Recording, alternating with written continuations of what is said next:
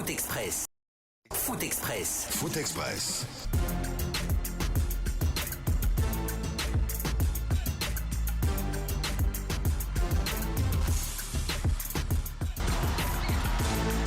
Retrouvez cette émission demain à partir de 13h30 sur Espace TV en rediffusion bien sûr. Tous les lundis, ça se passe comme ça à partir de 13h30.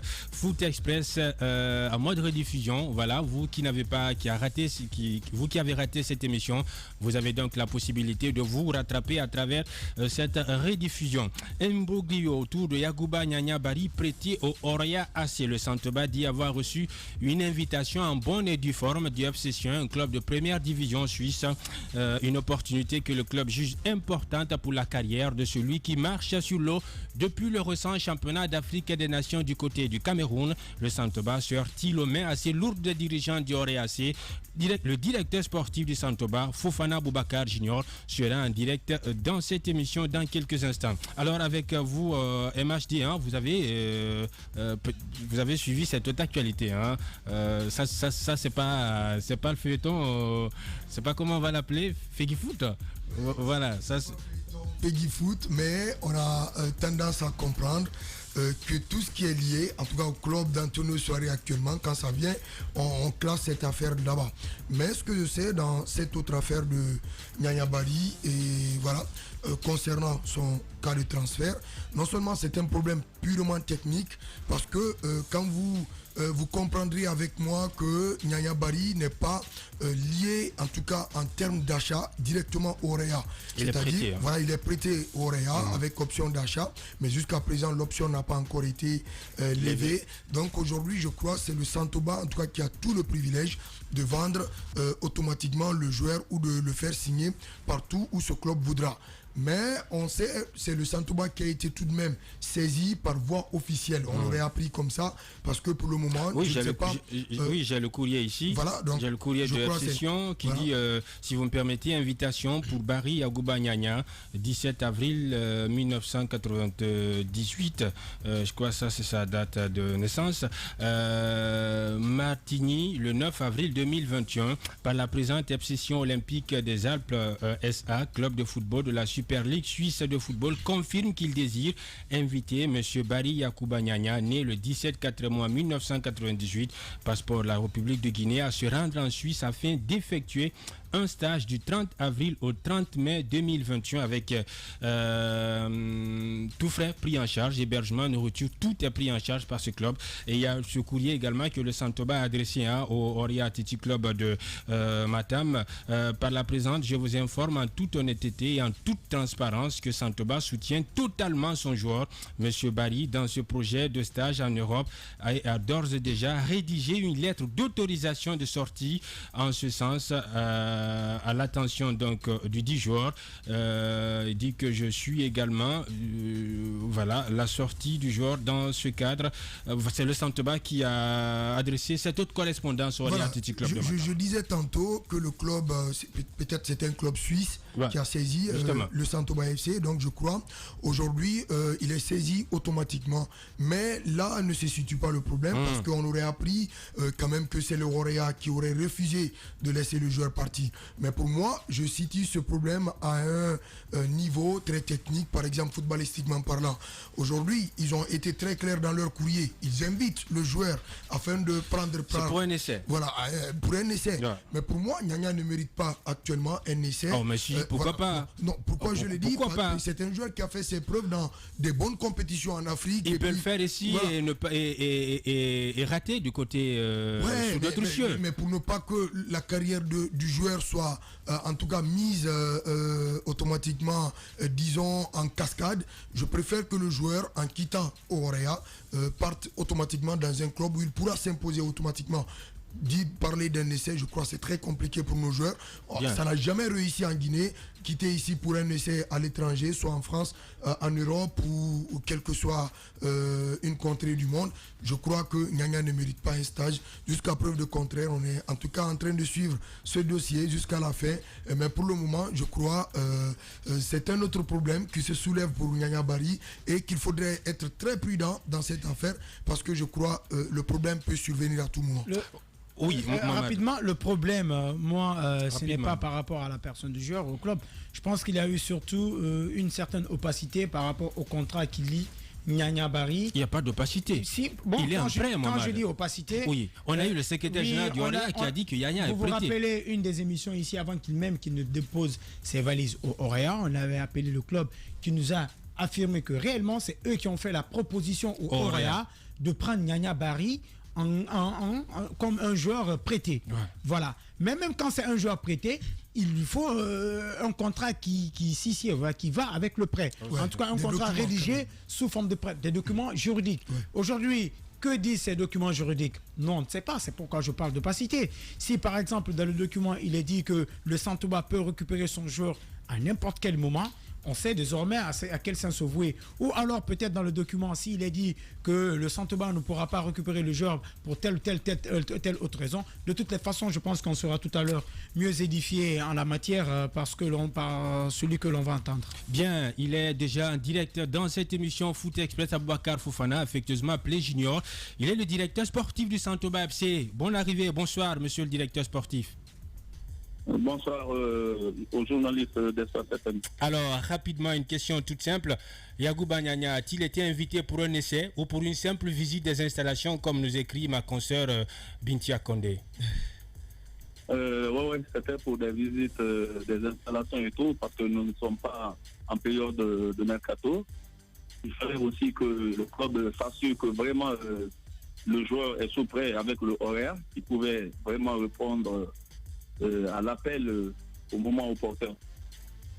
Bien, vous avez saisi le Orea par le truchement d'une correspondance. Est-ce que vous avez été répondu? On n'a pas, au jour d'aujourd'hui, on n'a pas reçu de réponse.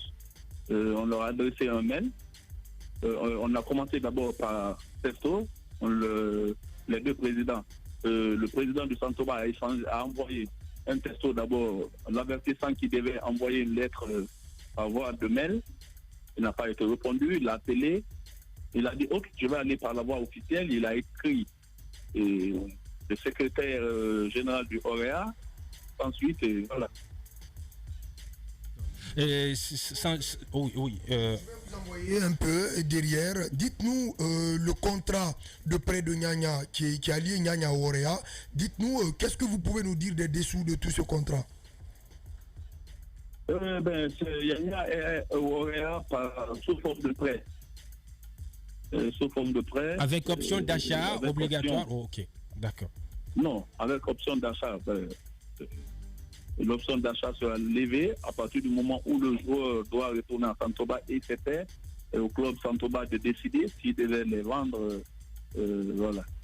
Et maintenant que vous n'avez pas été répondu par l'Orea AC, et que si tenté que l'Orea ne vous livre pas Yagouba Nyanya, ne le libère pas, quelle suite allez-vous donner à cet autre événement? Nous allons patienter jusqu'au 30 juin pour la fin de son prêt. Est-ce que vous êtes confiant? Vous êtes confiant qu'ils vous répondront? Là, qu'ils répondent ou pas, nous avons les documents juridiques qui nous autorisent à récupérer le joueur après le 30 juin. Bien, Mohamed, une question peut-être? Voilà, je pense que moi je suis mieux éclairé parce que je voulais aussi poser la question de savoir quelles sont les clauses qui figurent dans ce contrat de prêt, mais il dit qu'ils vont attendre jusqu'au 30 juin. Aujourd'hui, est-ce que vous avez échangé avec le joueur? Se sent-il prêt pour cette aventure, je vais dire, je me réserve de pour cette aventure suisse? Parce qu'il est d'abord sous prêt, il a un respect pour l'emblème du Orea jusqu'au 30 juin.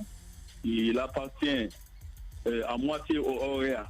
Donc, pour ce respect et tout, nous l'évitons toute discordance avec le Orea et tout. Nous ne l'avons pas mêlé à ça et tout. Au moment venu, tout le monde connaîtra la décision du joueur. Mais sauf que ces facteurs exogènes sont de nature aussi à déteindre sur l'état d'esprit du joueur, ce qui pourrait cogner fortement sur ses performances sur ce terrain, parce que quand ça se tiraille sur l'avenir du football... Nous voulons éviter tout ça. Par contre, quand même, eux, ils ont eu un entretien avec le joueur et tout. Donc, nous connaissons les contenus et tout, mais nous nous réservons de rentrer en contact d'abord avec le joueur. Nous voulons l'épargner tout ce stress et tout, pour ne pas que ça ait un impact sur sa performance athlétique. Bien, Mohamed, une dernière question. Oui, je comprends pas trop là, peut-être que je suis un peu bête ce soir à cause du Ramadan, mais vous voulez dire par là que vous n'avez pas encore eu un entretien sérieux avec le joueur, cependant que c'est lui l'acteur principal qui est invité par le club. Il se réserve. De mêler le joueur à tous ces tralala là. D'accord. Si nous avons eu des entretiens, ça doit être, voilà, on ne doit pas le divulguer tout, parce que pour un respect pour le Orea, vu que le joueur évolue au sein du club, et voilà. Donc, tout ce qui va à ce qui concerne la décision du joueur, on se réserve de manifester. Alors, une toute dernière question. On sait que Yaya Barry aussi, c'est des problèmes administratifs par rapport à son passeport. Est-ce qu'aujourd'hui, cet aspect-là, est-ce qu'aujourd'hui, cet aspect-là, il est bouclé, il est entièrement terminé, il pourra voyager s'il le veut? Si tu vois que nous sommes allés même à accepter, parce que je vais vous dire quelque chose. Dans le contrat de Nyanya, il est dit normalement que le Nyanya est prêté au OEA par prêt avec option d'achat. Et l'option d'achat dit quoi? C'est avant le 30 juin que le OEA et le Santoba doivent trouver un accord s'il faut que le joueur revienne au OEA sous forme de contrat ou pas. Ça c'est un premier aspect. On n'a pas eu de contact de la part du OEA ni rien. Je ne sais pas de quoi ils se basent pour camper à leur position de ne pas venir à la négociation. Deuxièmement, nous sommes censés aussi trouver un club avant la fin de son contrat pour pouvoir se situer.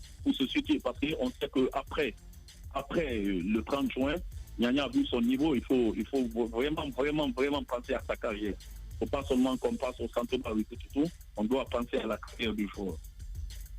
Monsieur Aboubakar Fofana dit Junior, en tout cas, merci d'être passé dans cette émission Foot Express, monsieur le directeur sportif. Merci beaucoup. Ouais. Mohamed, oui, au moins c'est clair. C'est tellement clair que jusqu'au 30 juin. Voilà. Le joueur est prêté au OEA. L'option d'achat ne pourrait être activée qu'à partir de cette date. Je crois que c'est trop tôt pour ces gens qui disent automatiquement que le OEA a refusé. Je crois que c'est trop tôt. Parce que déjà, il faudrait... Attention, mais sauf que... C'est juste qu'on le disait à l'entame de cette émission. Quand vous le dites, c'est pour ces gens. Ce n'est pas d'autres gens, c'est de la presse sportive dont il s'agit. Actuellement, les informations sont relayées sans être vérifiées. Et les gens aussi se prêtent à une autre forme d'interprétation très subjective. Dans le traitement de l'information. C'est ce qui fait aujourd'hui que sur la toile, par exemple, on peut comprendre ou on peut lire par ailleurs que le club a refusé de libérer Yaya. Mais après ce qui s'est passé, Sanko et Sekou Kamara, Trezeguet, on pourrait vite emprunter ce raccourci. Oui, mais ce n'est pas un raccourci. C'est imprudent d'emprunter ce raccourci. Si le club officiellement n'a pas dit nous refusons de libérer Yaya ou bien nous acceptons de libérer Yaya, pourquoi le dire? Parce que entre refus, acceptation et ce n'est pas encore le moment, la version est très différente. Bien, donc pour vous, c'est vite aller en besoin. Attendons jusqu'au 30 juin. Parce qu'on est à 2 mois du 30 juin, je crois qu'il faudrait attendre pour que tout cela puisse être souligné. Et je crois qu'ils ont été très clairs. Ils ont saisi le REAC par un courrier, juste courrier qui dénonce ou qui acte quand même de l'arrivée de l'invitation. De l'invitation. Je crois que c'est trop tôt et le REAC doit automatiquement analyser en tout cas tout ce courrier pour répondre. Parce que une administration, avant de répondre à quoi que ce soit, il faudrait prêter très attention. Mais je vois le Orea très désireux d'enrôler Yacouba Niania. N'importe quel club guinéen serait désireux d'avoir un tel buteur. Aujourd'hui, il n'y a pas de débat sur sa qualité. Il n'y a pas de débat sur sa qualité. Vous vous rappelez qu'avec le Santoba en deuxième division, il a fini meilleur buteur avec 19 buts. La saison suivante, c'est 16 buts qu'il plante. Donc avec voilà, il marque énormément. Il a mis 3 buts, je crois, lors du Chan. Aujourd'hui, il marque. C'est un joueur. On peut penser même à le voir en Europe très prochainement. Mais pour le moment, s'il est sous prêt avec le OREA jusqu'au 30 juin, respectons ce délai, c'est jusqu'au 30 juin. Maintenant, si le OREA, qui a aussi un grand d'Afrique actuellement, souhaite l'avoir, le Santoba sera comment discuter avec le club pour dire on veut telle somme sur table, on veut ça pour la carrière du joueur, ou alors le joueur voudra dire non, moi j'ai envie d'aller voir ailleurs, j'ai envie d'aller goûter à la rigueur du championnat, des championnats européens. Il faut craindre aussi d'empiler les talents. C'était quand même important la question de Mohamed, s'ils ont saisi, s'ils ont eu un entretien en tout cas très important avec le joueur, parce que tout l'avenir se décide autour de lui et c'est sur lui. Donc je crois il faudrait que son avis aussi compte dans cette affaire et voilà. Mais après ça le disperse. Ouais, mais il faudrait s'attendre à tout cela. C'est ce qui arrive aujourd'hui. On a vu ce qui arrive aujourd'hui à Alain. On parle tellement d'argent, tellement de mouvements autour de lui que je pense que si c'est bien structuré autour de lui, ça ne le disperse pas. Il est en dedans. On a vu, ça ne le disperse pas. Vous voyez, dans la gestion de la carrière d'un joueur, je ne suis pas un professionnel à la matière, mais ce que je sais quand même, c'est que vous avez quelqu'un qui est là, qui est votre manager. Vous avez des conseillers, vous avez des gens qui prennent attache avec des clubs pour discuter de votre carrière. Vous vous occupez uniquement de vos prestations sur le terrain et pas dans les papiers et en dehors. Sauf qu'après, la décision finale est intérimée par le joueur parce que ça concerne sa personne. C'est lui qui peut dire, par exemple, je me sentirais bien à Sion ou je me sentirais beaucoup plus mieux au Orea qu'en Europe. Maintenant, ça sera à lui de voir. Vous l'amenez où? Mais je ne peux pas l'amener quelque part parce que je ne suis ni son manager. Mohamed, vous le voyez voilà, moi maintenant, de mon avis personnel, si vous me demandez où est-ce que par exemple il doit aller, je me dis aujourd'hui qu'il a quand même un certain niveau pour rejoindre la Ligue 1 française. Commencer par la Ligue 1 qui est la Ligue des talents, qui lui sera certainement serviable pour qu'il puisse grandir. Et voilà, maintenant, il ne faut pas non plus imaginer que Yaya va signer au Bayern Munich ou au Paris Saint-Germain. Voilà, le débat n'est pas encore à ce niveau. Aujourd'hui, ouais, c'est prétentieux, même si c'est ambitieux aussi. Aujourd'hui, ce qu'il faut retenir, c'est que c'est un très bon attaquant au niveau national. C'est un très bon joueur. Et pour la suite de sa carrière, il va falloir qu'il aille donc goûter à la rigueur, je vais dire, des championnats européens s'il a envie beaucoup plus de s'affirmer sur le plan mondial. Et qu'on l'envoie ou pas en Ligue 1 française ou quoi que ce soit, moi l'important qu'il reste au Orea ou pas en Guinée, l'important c'est de bien gérer chaque carrière. Parce que on a vu des footballeurs qui sont quittés ici, qui ont eu des problèmes à l'extérieur. Vous avez vu le cas Sankon, quand il est quitté là, combien de fois il a eu du mal à s'imposer. Il a fallu qu'on le retransforme afin qu'il redevienne un latéral pour qu'il puisse jouer dans le club. Vous avez vu Trezeguet. Donc je crois l'important c'est de bien gérer sa carrière. Voilà, Paye Camara qui a même disparu automatiquement. Donc l'important c'est de bien gérer sa carrière. C'est pourquoi je dis qu'il doit passer d'abord par la confirmation. Vous savez, quand vous arrivez à un certain niveau, vous avez besoin de confirmer, vous n'avez plus besoin de vous faire voir. C'est par exemple le cas de Morlaï.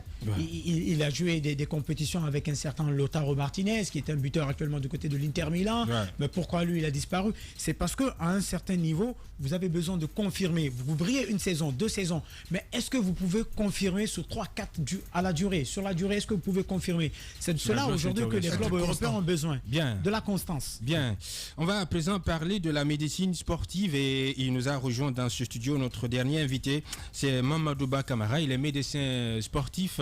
Approchez-vous du micro, s'il vous plaît. Bonsoir, bonne arrivée.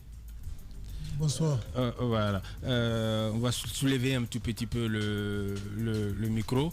On va prendre... voilà. Bien. Alors, vous êtes médecin sportif, on sollicite à vos services pour savoir exactement quels sont les exercices d'entraînement qui doivent être adaptés à cette période de Ramadan et quel doit être le comportement des athlètes, pas que pour les footballeurs, mais puisqu'on parle que du football, on reste dans ce cadre, c'est assez spécifique. Docteur. Merci beaucoup.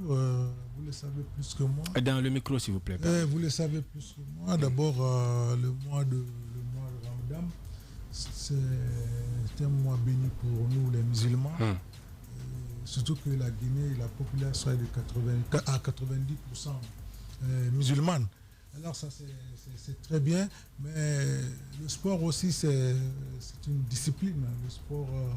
aujourd'hui, chez nous, est pratiqué presque par la jeunesse. Dans ce sens, il y a beaucoup de philosophies qu'on doit laisser. Aujourd'hui, le sport est vraiment important pour nous. Bon. Spécifiquement, nous parlons du mois de Ramadan. On sait que d'abord, nous avons besoin de nous alimenter. Et nous connaissons qu'est-ce que c'est qu'un aliment. On a défini un aliment comme étant une substance qui introduit dans l'organisme le fournit des composés utiles, soit pour la production d'énergie. Dans le micro, s'il vous plaît. Soit pour la production d'énergie ou pour remplir les fonctions vitales.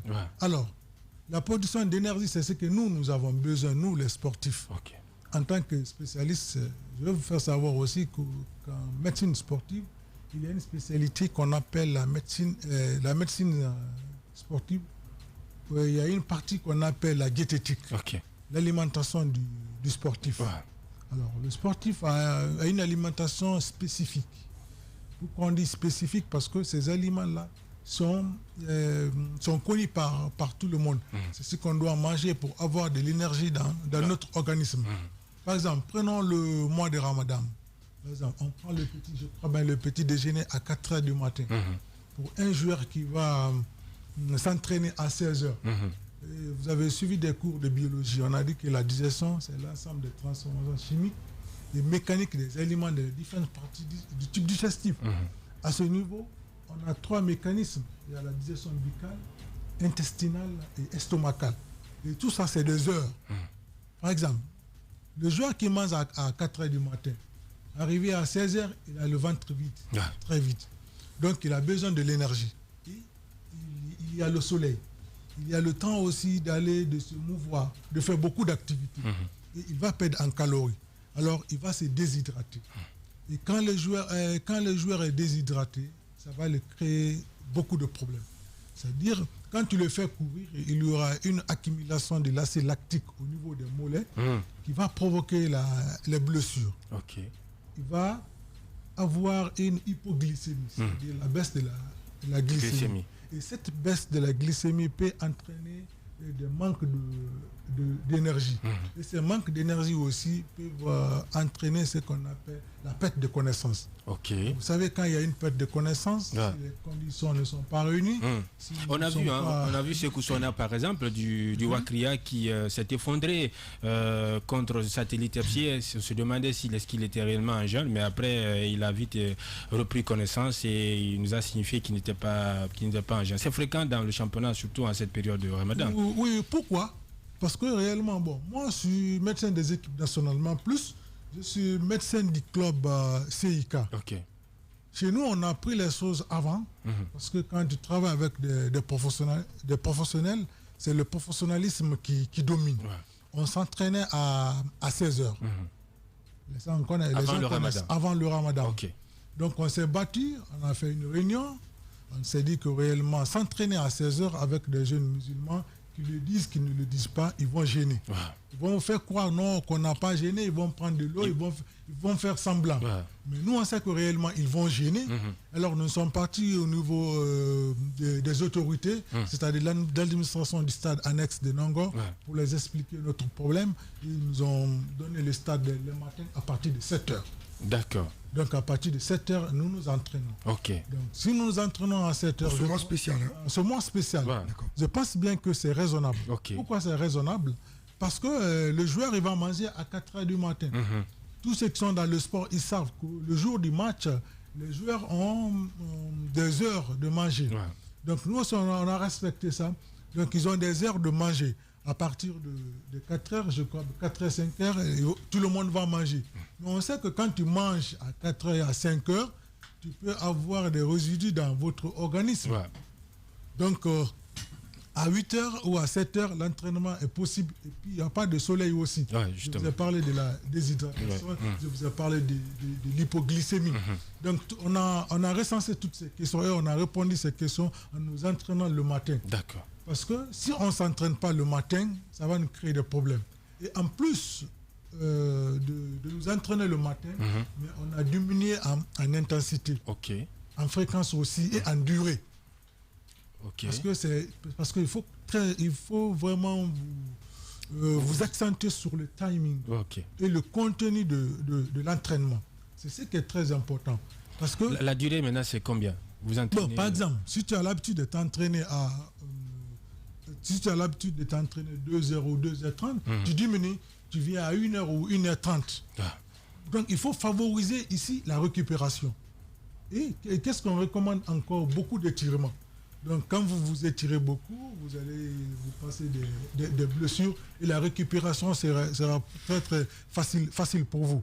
Donc, c'est très, très important. Et pour les matchs du championnat, comment le joueur doit se comporter? Quelle attitude doit-il adopter? C'est une très bonne question. Je vois que vous êtes professionnel. La question, je vais répondre à votre question. Ouais, dans le micro, s'il vous plaît. C'est une question très très importante. Ouais. Dans le sens où chez nous, quand on en marche, par exemple, on joue mardi contre le Rafia. On devait jouer depuis le samedi. Oui.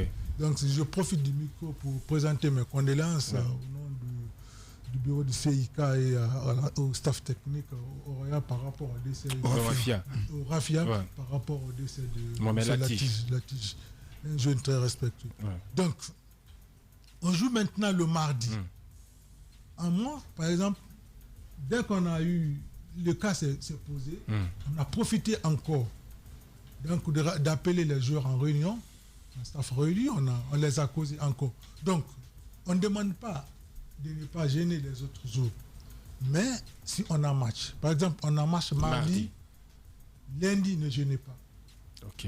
Commencez à boire beaucoup d'eau, commencez à manger, il faut qu'il y ait beaucoup d'énergie dans votre organisme.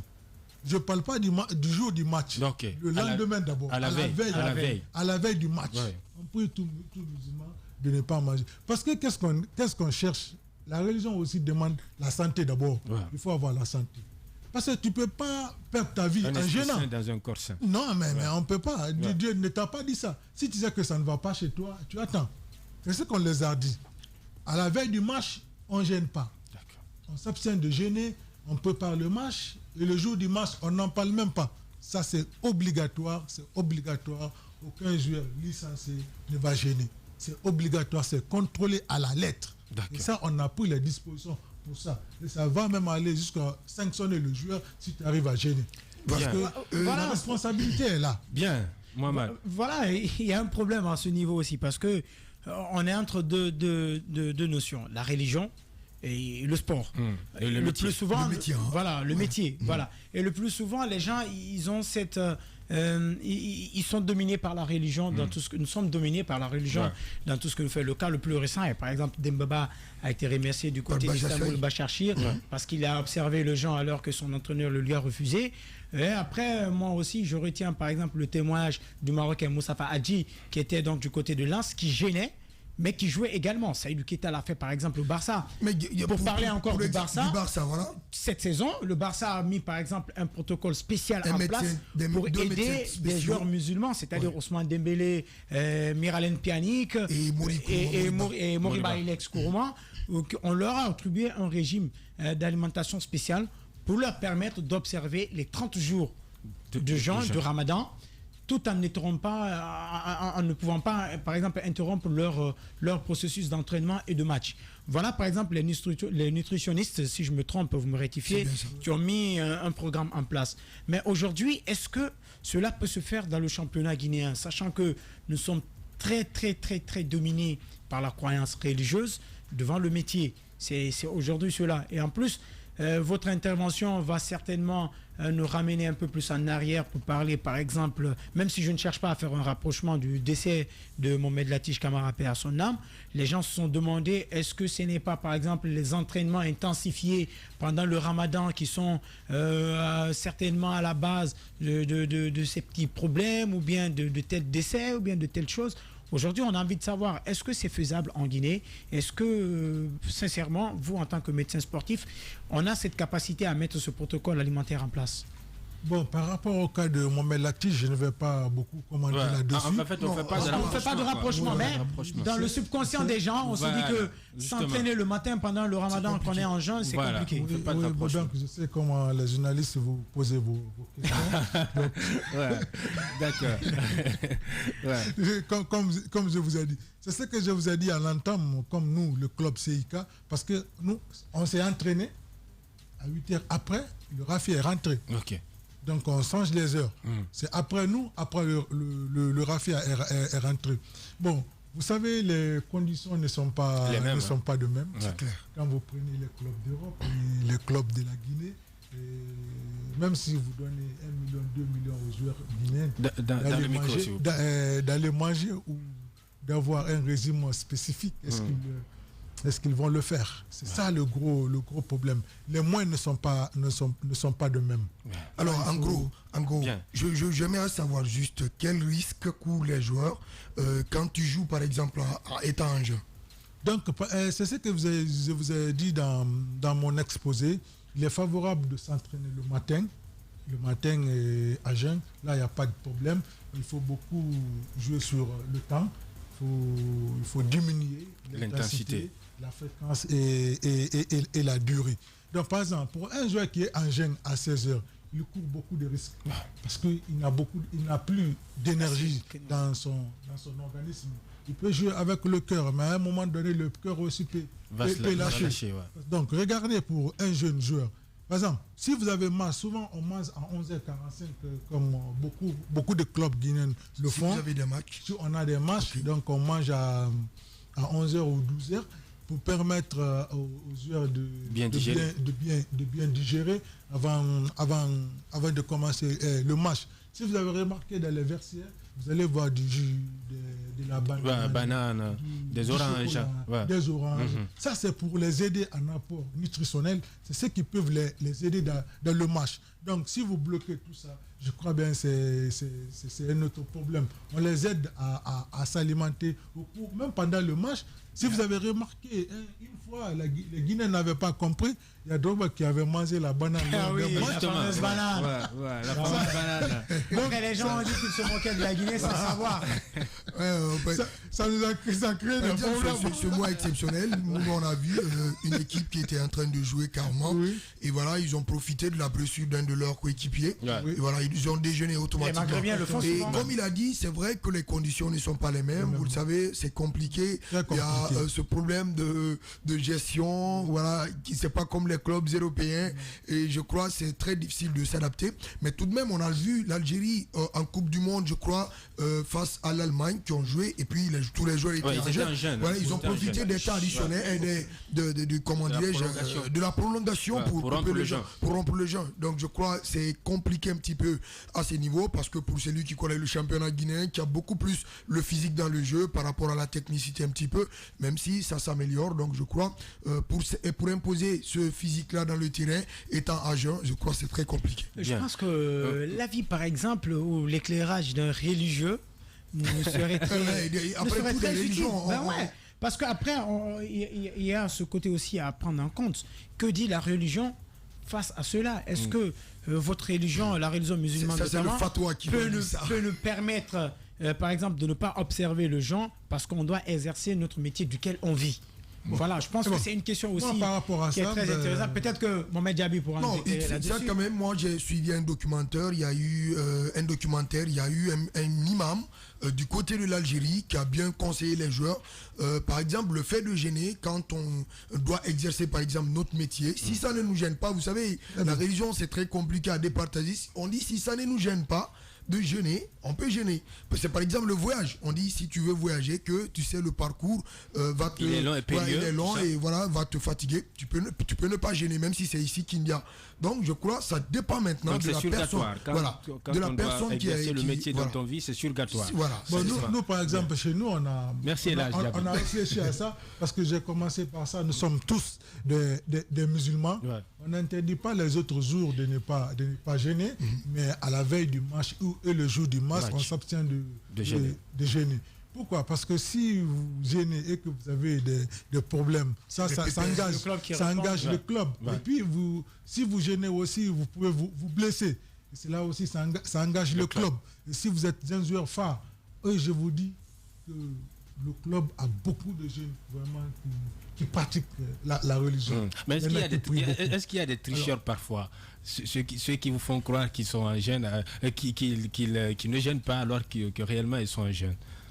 Ça sera très difficile le jour du match. Okay. Parce que vous prenez le petit déjeuner ensemble. Là, devant tout le monde. D'accord. Le protocole est bien établi à ce niveau. Donc vous mangez ensemble. Donc, devant tout le monde. Ouais. Donc ça sera un peu difficile. Donc c'est ce qu'on s'est dit.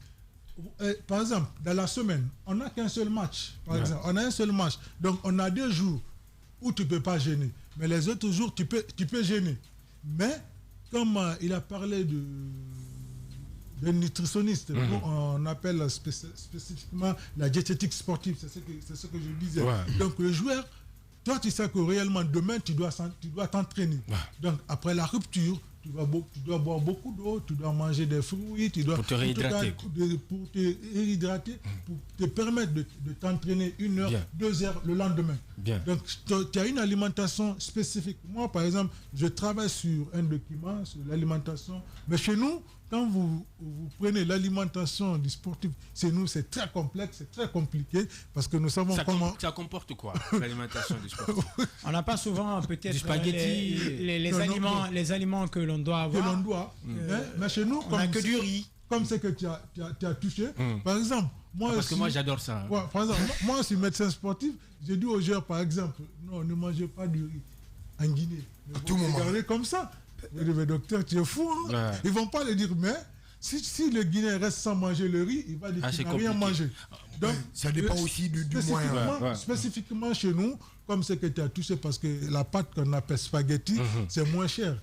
Donc on les fait manger, parce que chez nous, avant, à la veille du match, on mange de la pâte de spaghetti, et même le jour du match à partir de 11h pour aller au terrain, parce qu'on sait déjà que c'est le sucre lent. Le temps ne nous permet pas de rentrer dans le vif du sujet sur l'alimentation. Nous aurons un jour de parler de ça. Donc on a ce gros problème. Donc on les fait manger la pâte, du fruit, du jus, juste ce qu'on a au pays. Parce qu'il y a une question d'habitude aussi. Ouais. Même quand vous parlez, même les joueurs qui jouent à l'international. Faut pas créer aussi des trucs digestifs. Voilà, ils ont l'air, parce qu'on les réunit le jour du lendemain, on les met à l'hôtel malgré qu'ils sont à l'internat, mais on s'occupe spécifiquement pour gérer le match.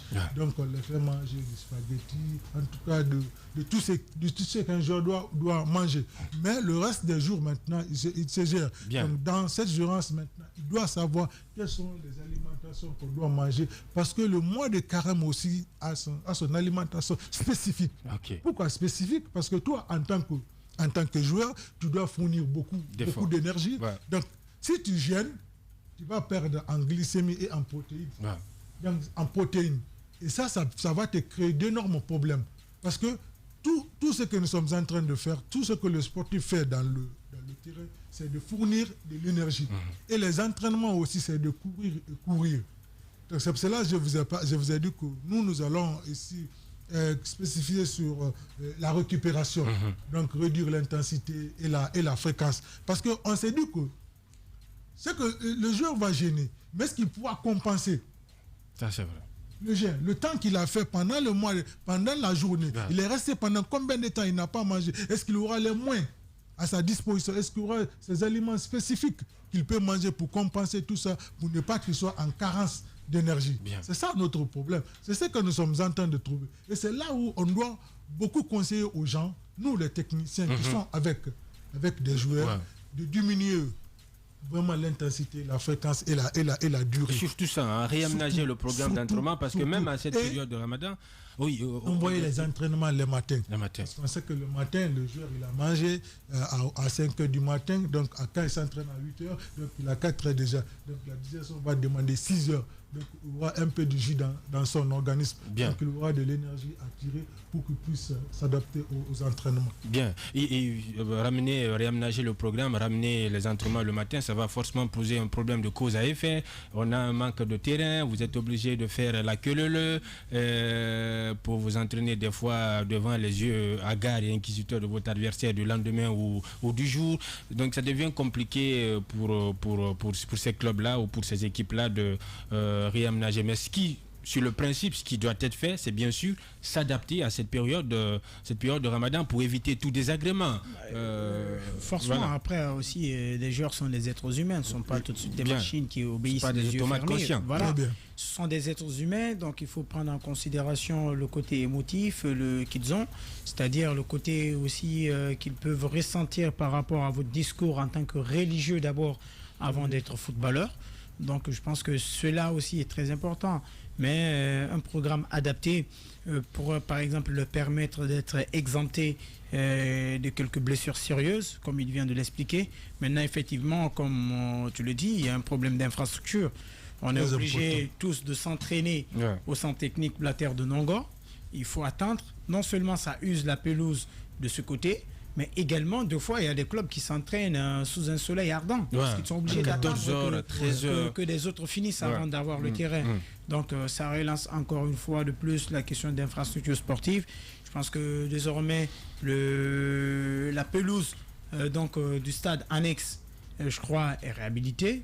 On a celle de la mission et celle du centre technique de Nangor. Rien que pour ces trois-là, ça va désengorger. Ça va un peu désengorger parce qu'il y a quand même 14 clubs. Ouais. Et là aussi, on ne parle que des clubs de première division.